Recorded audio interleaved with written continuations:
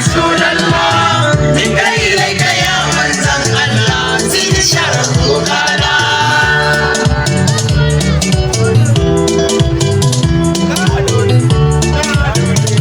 Na doni yar tawadata yanzu zan fara baitoci. Hadatin idan na so waka na kan yi da larabci, idan na so na karkata harshe na kan yi da yarbanci. Ya karo mi sai ya dani ni na kan yi wa mandona, soyayyar mu ta girma.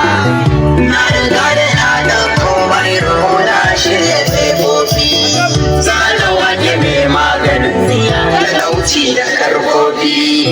Sifarsa ce sifar da ke cike sifofi, dan amina wanzan jannan ne rayuwar rubutuna.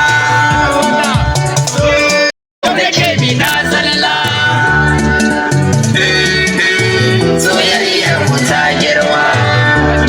Kunce ya kwance ni gashi na fito a sarƙaƙiya, warwararsa ta ware ni ya raba ni da san duniya.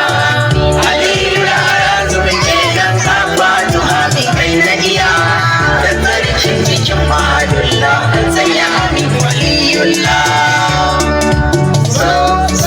Soyayyar mu ta girma, sallama da ke miki maulati har masu karmata. Kalkaleliyar mata ce amsa wuce dalilinta, dan kashe shi ya sassauna ce ya sinadarin mata. Yar annabi kallallaci mai tafiya jamila. Soyayyar mu ta girma.